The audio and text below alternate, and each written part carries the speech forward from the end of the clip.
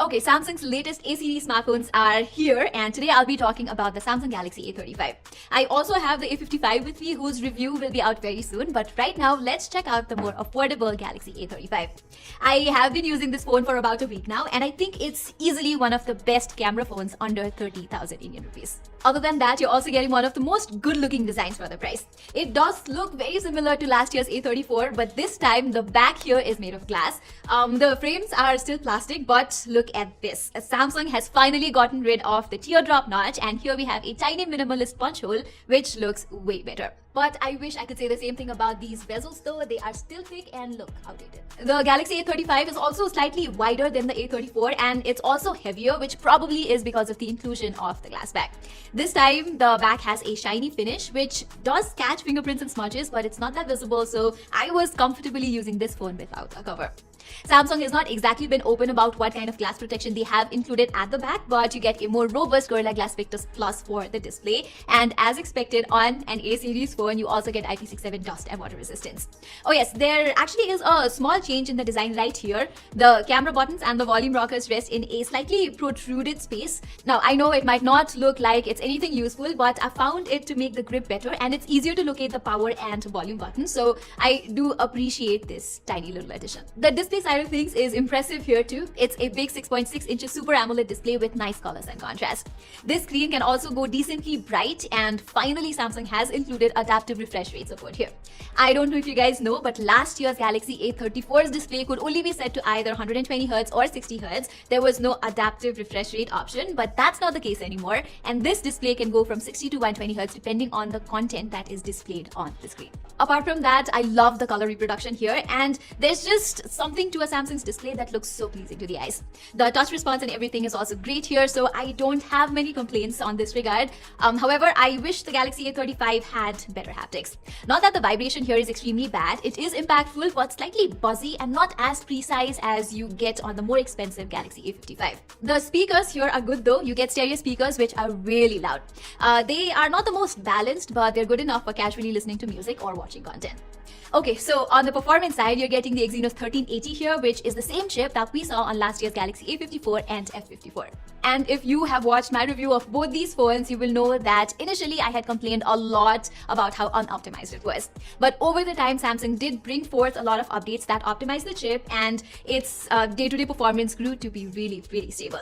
Don't be mistaken, the Exynos 1380 is still not a gaming chipset by any means. The most it can do is give you a maximum of 30 FPS in games like PUBG with the graphics set to smooth plus high. It's the same with Genshin Impact that runs on 30 FPS in low plus 30 FPS settings. Slightly less demanding games like Call of Duty do reach around 60 FPS, but that is the maximum of gaming performance that you can expect from the Galaxy A35. Even when you look at the benchmarks, there's nothing extraordinary, especially when you compare it with other chipsets that you can get for a similar price like the Snapdragon 7S Gen 2 or the Dimensity 8300 Ultra. But I guess one of its redeeming qualities is the fact that this chipset does not heat up in any kind of workload, so that is good, I guess.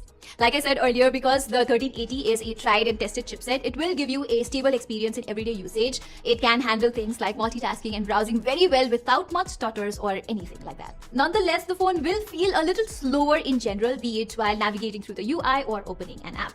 I guess it's always going to be the same with Samsung's mid-range phones. Great software experience at the expense of a slightly slower performance. A small trick I used is to reduce the animation speed to half to kind of get the illusion of a faster performance. I did that with the fingerprint animation specifically, and now it feels slightly faster. Anyway, like always, Samsung is at the top of its game when it comes to software experience. You get the latest Android 14 here on top of One UI 6.1, and we all know how stable of an experience Samsung offers, not just in their flagship phones, but in their mid-range and even budget phones. You are getting a total of 4 years of OS and 5 years of security updates on this phone, and Samsung is one of the few companies that sends monthly or quarterly security updates right on time. So that's always great to see on a Samsung phone. And not just the software, mid-range Samsung phones have always had a good reputation of having great cameras.